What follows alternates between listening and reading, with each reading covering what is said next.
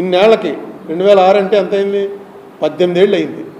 18 ఏళ్ల తర్వాత దీనికి కనీసం నేను అన్నమాట రైటు అని ఒక మాట వచ్చింది. నాకు పెద్ద రిలీఫ్ ఏంటంటే ఆ రోజు నేను చెప్పింది రైటు. నా మీద ఎన్ని ట్రోలింగ్లు జరిగాయో, ఎంతమంది ఏ పార్టీ వాళ్ళు నన్ను వదిలిపెట్టలే, ఇంక్లూడింగ్ కాంగ్రెస్లో నేను ఉన్నప్పుడు కాంగ్రెస్ పార్టీ వాళ్ళు కూడా అందరూ కూడా నన్ను రాజశేఖర రెడ్డి పిలిచి నన్ను పెట్టమన్నాడని, రాజశేఖర రెడ్డి చెప్పినట్టే నేను చేస్తున్నానని అనేక రకాల ఆరోపణలు చేశారు. అది నిజం కాదని నేను కూడా చెప్పాను. కానీ నా లెవెల్ చాలా తక్కువ, నా ప్రత్యర్థులు నా మీద విమర్శలు చేసిన వాళ్ళ లెవెల్స్ చాలా ఎక్కువ. అంచేత ఎందుకు చేస్తున్నాడో వీడికి ఏదో ఎజెండా ఉంటుందనుకున్నారు. నాకు ఏ ఎజెండా లేదు. మిగతా ఇప్పుడు మొన్నే చూసాం, కాకినాడలో ఒక కంపెనీ ఎత్తేశారు. ఏది దాని పేరు ధనలక్ష్మి, జయలక్ష్మి. అలాగే అది అయిన తర్వాత ఇంకోటి కార్తికేయ ఏదో ఇంకో పేరుతోటి ఇంకోటి ఎత్తేశారు, కోఆపరేటివ్. వీటన్నిటికీ కారణాలు ఏంటంటే ఇప్పుడు చిట్ ఫండ్ కంపెనీలు ఉన్నాయి. ఏ చిట్ ఫండ్ కంపెనీ కూడా ఆంధ్రప్రదేశ్లో ఉన్న ఏ చిట్ ఫండ్ కంపెనీ, ఆంధ్ర తెలంగాణలో ఉన్న ఏ చిట్ ఫండ్ కంపెనీ కూడా చిట్ ఫండ్ యాక్ట్ని ఫాలో అవ్వట్లే. ఎందుకంటే రామోజీరావు గారు ఫాలో అవ్వట్లే.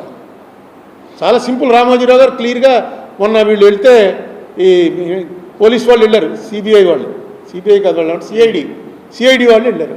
వెళ్తే క్లియర్ చెప్పేశారు ఆ చట్టం మంచిది కాదండి, it's a bad law, we're not applying it.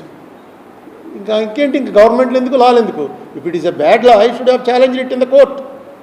మీ మనుషులు ఉన్నప్పుడు, చంద్రబాబు నాయుడు గారు వాళ్ళు ఉన్నప్పుడు కొట్టేమయ్యా ఈ లా తప్పు అని చెప్పి అసెంబ్లీలో తీర్మానం చేయించవలసింది.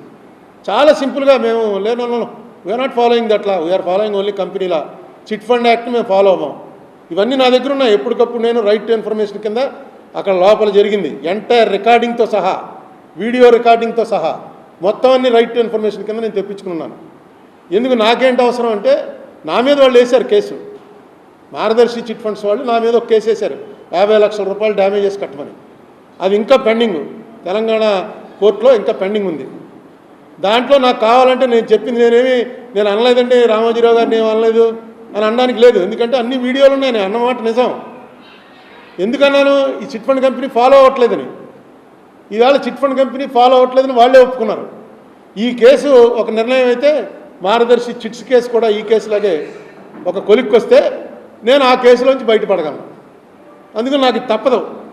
మనకి ఇంకా పానే మనకెందుకు అనుకున్నా, ముసలాళ్ళు అయిపోయాం మనం వదిలేద్దాం అనుకున్నా, ఇది మాత్రం నాకు తప్పదు. ఎందుకంటే ఐఎమ్ లైబుల్ దేర్.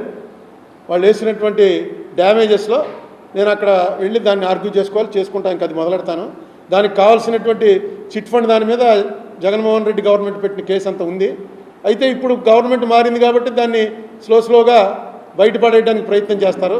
ఆ ప్రయత్నం కూడా జరిగినా వాళ్ళు ఏం పడతారు నాకు అనవసరం. కానీ నేను అడిగినవి, నేను ఏదైతే ఆరోపణ చేశానో ఆ ఆరోపణలు కరెక్ట్ అయిన దానికి నేను కూడా మరి ఇందులో ఇంప్లీడ్ అవ్వాలో, ఇందులో ఏమవ్వాలో అది కూడా ఆలోచించి చేయవలసి వస్తుంది, తప్పదు. దీనికి అంతటికీ బిగినింగ్ మార్గదర్శి చిట్ ఫండ్సే. ఆయన రామోజీరావు గారే చెప్పినటువంటి మాట, నా ఆర్థిక మూలాలను దెబ్బతీస్తున్నారు అని. ఆర్థిక మూలం మార్గదర్శి చిట్ ఫండ్స్లోంచి డబ్బు వెళ్ళి మార్గదర్శి ఫైనాన్షియల్స్లోకి వెళ్ళింది. మార్గదర్శి ఫైనాన్షియల్స్లోకి వెళ్ళిన డబ్బు ఆయన మొత్తం ప్రాపర్టీలన్నీ కొనుక్కున్నారు.